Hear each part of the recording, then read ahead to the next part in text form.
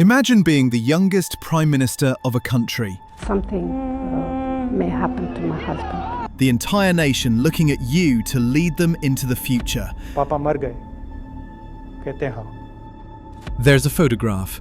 Taken on May 21st, 1991, at exactly 10:21 p.m. It shows a woman, holding flowers, standing next to India's Prime Minister. 3 seconds after this photo was taken, 15 people were dead. Now imagine that 7 years earlier, you watched your mother get shot 31 times in her own garden. And now, it's your turn. I could only identify him by his shoes. 1 kilogram of RDX explosives, detonated at point-blank range. October 31st, 1984, Indira Gandhi, 31 bullets from her own bodyguards. May 21st, 1991, Rajiv Gandhi, a human bomb in a crowd of supporters. 7 years apart, mother and son, same violent end. They say the Gandhi name is cursed. After this story, you'll believe it. But to understand why someone would strap a bomb to their body just to kill him, we need to go back to the beginning. Because Rajiv Gandhi's death started the moment his mother died. Welcome to the dark end of the Rajiv Gandhi. August 20th, 1944, Rajiv Gandhi is born. His destiny already written. His grandfather was Jawaharlal Nehru, first Prime Minister. His mother was Indira Gandhi, who would become first women Prime Minister. His younger brother, Sanjay, was groomed to be the next Prime Minister. And Rajiv, he wanted nothing to do with any of it. While Sanjay played political games and terrorized people during the emergency, Rajiv became a pilot for Indian Airlines, married an Italian woman named Sonia, had 2 kids, lived quietly. He stayed as far away from politics as possible. Then, June 23rd, 1980 happened. Sanjay Gandhi, the chosen successor, took his small plane up for a joyride, tried to perform aerobatic stunts, lost control, crashed into the ground, dead at 33. Indira Gandhi lost her favourite son, her successor. She was desperate. She turned to Rajiv. He resisted. But how do you say no to your mother? He entered politics in 1981, reluctant, uncomfortable, but he did it because family demanded it. 3 years later, on October 31st, 1984, he was with his mother that morning. She walked out to her garden. He watched her go. 31 bullets later, she was bleeding out on the ground. Hours later, while her blood was still wet on his clothes, he was sworn in as Prime Minister. At 40 years old, he hadn't even been in politics for 4 years. He was young, idealistic, wanted to modernize India, wanted to be different from his mother, but he inherited her enemies, her wars, her karma. And one decision, one disastrous choice, would sign his death warrant. You may ask, what choice? Sending Indian soldiers to fight a war that wasn't theirs, a war in Sri Lanka, against an enemy that never forgot, never forgave.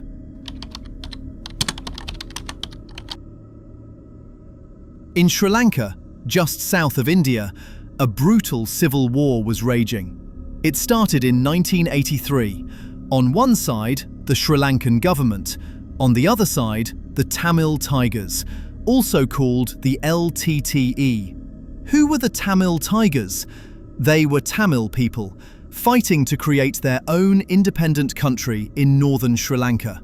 Their leader was a man named Velupillai Prabhakaran. He was ruthless.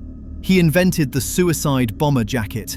He trained people, including women and even teenagers, to blow themselves up for the cause. Now, here's where Rajiv comes in. In southern India, millions of Tamil people lived. Same ethnicity, same language. They felt connected to the Tamil Tigers in Sri Lanka. They wanted India to help them. The pressure was intense. "Do something," they told Rajiv. "Help our Tamil brothers." So, in July 1987, Rajiv made a deal: the Indo-Sri Lanka Peace Accord. The plan? India would send its army to Sri Lanka. They would force both sides to stop fighting. They would take away the Tamil Tigers' weapons. And then, peace. Sounds reasonable, right? It was a disaster. The Tamil Tigers didn't want to disarm. They felt betrayed. "We thought India was on our side," they said. "Now you're taking our weapons? Now you're our enemy?" For 3 years, Indian soldiers fought a brutal guerrilla war in the jungles of Sri Lanka. They were ambushed on jungle paths. Landmines exploded under their vehicles. Snipers picked them off one by one. Over 1,200 Indian soldiers died for a war that wasn't even theirs. By March 1990, Rajiv gave up. He pulled all Indian troops out of Sri Lanka. The mission, a complete embarrassing failure. They made a plan. They would use their most effective weapon, a suicide bomber. They chose a young woman, 25 years old. Her name was Thenmozhi Rajaratnam, but everyone called her Nadu. They trained her, gave her a bomb, strapped it around her waist, and they sent her to India to turn herself into a weapon.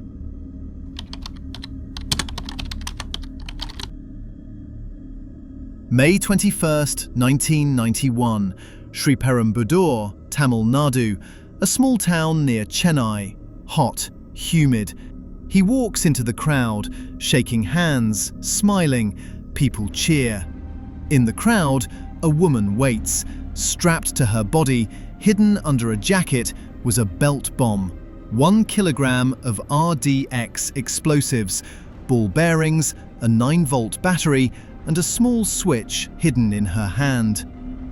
9:45 p.m. Nadu arrives at the rally grounds early. She blends into the crowd. Hundreds of people. No one notices her. Rajiv's convoy arrives. Late. He steps out of his white ambassador car, wearing a white kurta, smiling, waving. He walks toward the dais, shakes his hand, give him flower garlands. People want to touch him.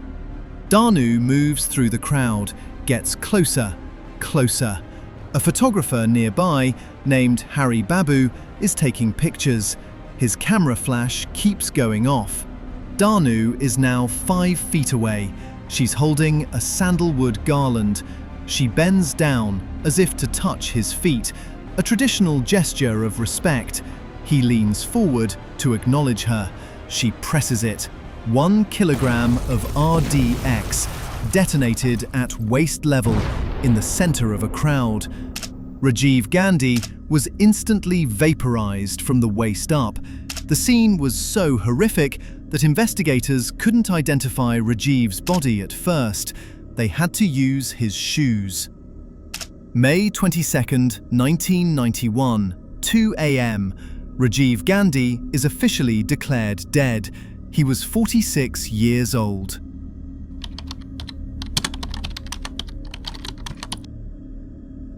But here's the thing about suicide bombers. They don't care if they die. What they forget is that cameras can survive explosions, and one camera solved the entire case. The investigation moved fast. Those photos showed everything.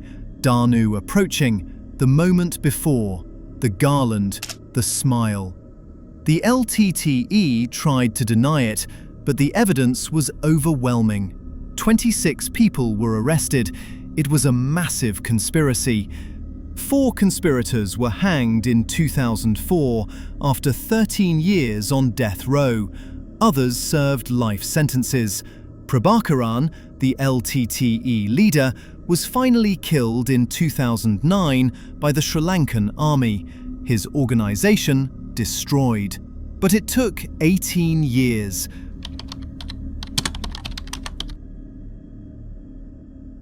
Rajiv Gandhi never wanted to be Prime Minister. He wanted to fly planes, play with his kids, live a normal life. But his brother died in a plane crash, his mother was gunned down in her garden, and duty pulled him into the same blood-soaked world. 7 years after his mother's assassination, he died just as violently, just as publicly, just as brutally.